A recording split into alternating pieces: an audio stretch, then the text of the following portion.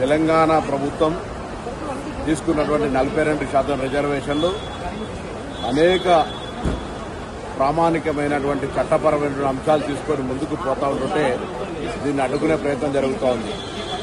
మరొకసారి విజ్ఞప్తి చేస్తున్న పిటిషనర్లందరికీ ఇది రాజ్యాంగబద్ధంగా ఉన్న ఎస్సీ ఎస్టీలకు కానీ ఈడబ్ల్యూఎస్ కానీ వేరే ఇతరులకు ఎవరికి నష్టం కలిగించేది కాదు.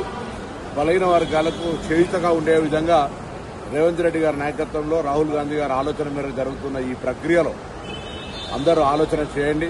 కొంతమంది వ్యక్తిగతంగా రెడ్డి జాగృతి పేరు మీద వేస్తున్నప్పటికీ మిగతా అందరికీ సంబంధం ఉన్నటువంటి మాట కాదు. ఇది గ్రామీణ ప్రాంతాల్లో కల్మషం కలిగేటువంటి పరిస్థితులలో బలహీన వర్గాలకు అండగా ఉండాల్సినటువంటి పెద్దలందరూ కూడా సపోర్టుగా ఉండేటువంటి ప్రయత్నం చేయమని సందర్భంగా విజ్ఞప్తి చేస్తాను.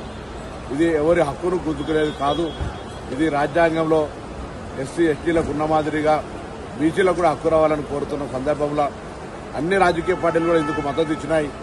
సుప్రీంకోర్టులో కానీ రేపు హైకోర్టులో కానీ ఎక్కడ న్యాయపరమైన అంశం వచ్చినా అన్ని రాజకీయ పార్టీలకు సంబంధించినటువంటి ఏకాభిప్రాయంతో జరిగిన ఈ బిల్లుకు నొసలాడినట్టుగా వాళ్ళు కూడా న్యాయస్థానాల లోపల ఇంప్లీడ్ అయి పార్టీ అభిప్రాయం కానీ ప్రజల అభిప్రాయాన్ని స్పష్టంగా చెప్పాలని అన్ని రాజకీయ పార్టీలు కూడా మరొకసారి విజ్ఞప్తి చేస్తా ఉన్నా.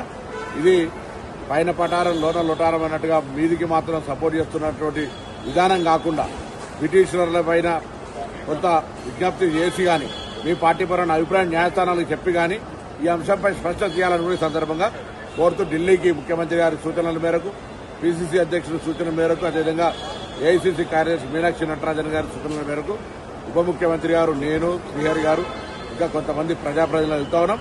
తప్పకుండా అక్కడ సీనియర్ న్యాయవాదులను కలుసుకొని బలహీన వర్గాలకు న్యాయం చేసేటువంటి అంశంకు తెలంగాణ ప్రభుత్వం పూర్తి కేబినెట్ తో సహా పార్టీ మొత్తం కట్టుబడి ఉందనే మాటని సందర్భంగా తెలియజేస్తా ఉన్నాం.